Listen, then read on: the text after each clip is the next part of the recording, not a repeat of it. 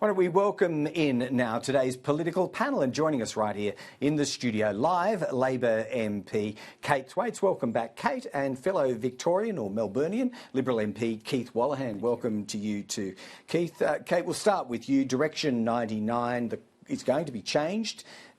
Is that the end of Andrew Giles' predicament?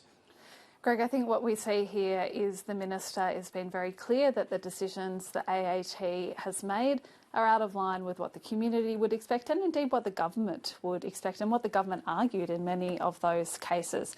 He has been clear that he's going to issue a new direction. More broadly, of course, the government's been doing the work of fixing up some of this mess that we were left by the previous government. That includes reforming the AAT, making sure that it is fit for purpose, making sure that we do put community safety at the centre of all of this, and that is absolutely what is happening. The direction was flawed in the first case, wasn't it, in January of last year when it was rewritten? That is tacit, isn't it, to today's announcement? Correct. These have been decisions of the independent tribunal. There have been directions, as I understand it, for a number of years, including under previous governments, that have gone to things that should be taken into account. Community safety is always something that should be taken into account, and that has been in all of those directions. Right. Now, the Minister has said he will issue a new direction to make that absolutely clear. And as I said, more broadly, we are doing the work to fix the AAT and to fix the mess that, frankly, we inherited from Peter Dutton. All right, Keith Wallachan, problem sorted. You rewrite the direction that was causing headaches at the AAT, soon to be ART. Is that the end of it? Oh, I would like for it to be the end of it, but we've seen this play out time and time again. NZYQ has created a problem that the Minister is responsible for solving. And that's the problem here. The Minister is not being responsible, whether it's in question time or answering questions about what he's actually doing to be proactive.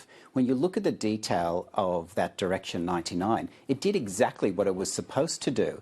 I think the only issue here is that the government was caught about it and they regret it. So backtracking like they have is an admission of failure, an admission that that direction that he signed, which is 24 pages and signed January last year, should never have been signed, and at the very least should have had constant monitoring, which clearly didn't happen. Yes, there have been significant failings around that, you would acknowledge, wouldn't you, Kate? Whether it be for resourcing reasons or just incompetence, the department hasn't been providing the statistics on decisions where the AAT have overturned visa cancellations. How's that going to be fixed?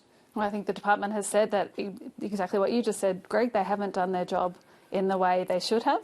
The Minister's been clear the department hasn't done their job in the way that would be expected of them. So it is now obviously on the department to do their job, to make sure that the Minister is informed. This is important. It is important that we put community safety at the centre of all of that.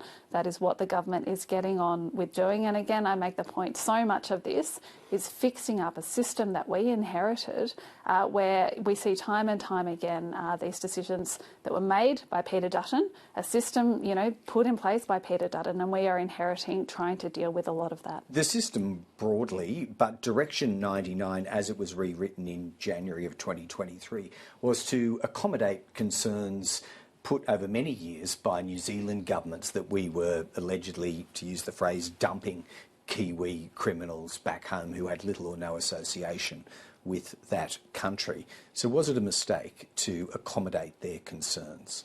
Direction 99 very clearly included that community safety needed to be part of any decision.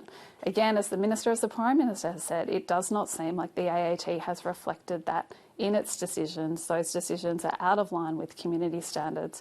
We're doing the work to make sure that the independent tribunal understands those standards, understands what the government expects of it. All right, last one to you on immigration, Keith. We did have the Minister tell us on this program, and your side's been baying for this for some time, that there is progress afoot on the seeking of community safety orders, or if you like, preventative detention orders around the NZYQ caseload. This is what Parliament rushed through in December of last year. Does that give you encouragement that that is clicking into gear?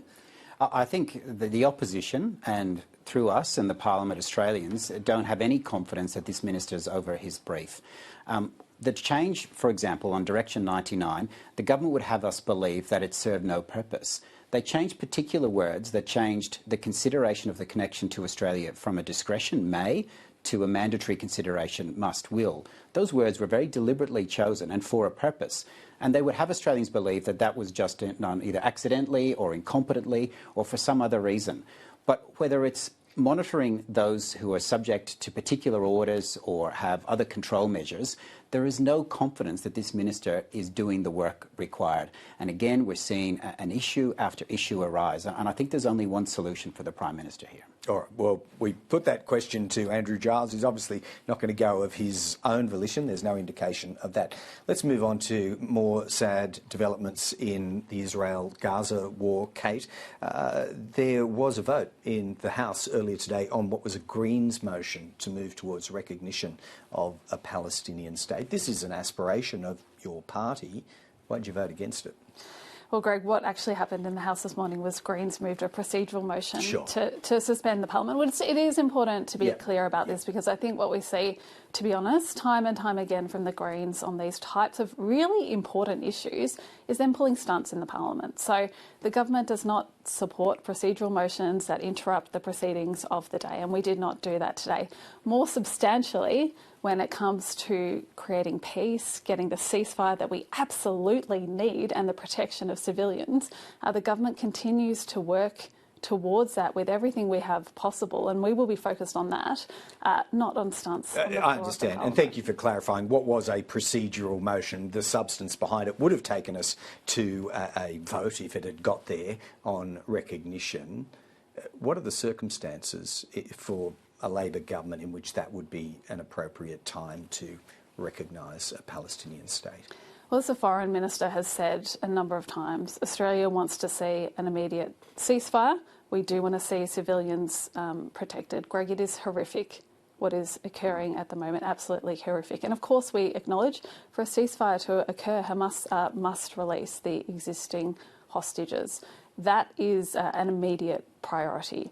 In terms of then an enduring peace, a two-state solution needs to be part of that, and that is something Australia has been working on with the international community through the United Nations. And again, the Foreign Minister has said that as part of that process, there may be the need to also recognise a Palestinian state. Yes, before a peace negotiation was actually begun, seems to be the distinction. I won't ask you about recognition, Keith, because I think we understand where your side sits. But on the question of immediate ceasefire, is the coalition at risk of being left behind by events here? Because there is a growing clamour among countries around the world that enough is enough and a ceasefire might now be nigh on due. Are you prepared to modify your position as other countries have? I think perspective needs to be added here, and it's related to the answer to the question you've just put and the one that Kate answered. And that is that the Greens are using the Parliament as a platform for stunts, and they take a picture of who sat where, and the purpose is to put it on DLs, mostly against Labor members in their seats. And that's not the purpose of the Parliament. And Kate was right to note that the difference between a procedural motion and a substantive one. But I listened to the speech by the Greens leader, and he would have Australians believe that there's a bipartisan commitment to not only tacitly support genocide, but openly enable it. And if that's true, what kind of monsters does he think have the Liberal and Labor parties have become? It's a nonsense. And more than a nonsense, it's really dangerous. It's really dangerous. Social cohesion isn't just about us all getting along. We can disagree, and there's differences in how we should approach that issue. But we've got to be very careful about language that paints us as some sort of cartoon villains. I've got a thick skin, but some people take that to a particular area that's highly dangerous for this country, and the Greens are being highly irresponsible. I understand that. Would you assert that they were anti-Semitic in their endeavours in the House today? I mean, on one measure, yes, they were. I mean, you can comment on the way the war is being prosecuted in a way that's not anti-Semitic. Of course you can. We wouldn't have free speech if you couldn't do that.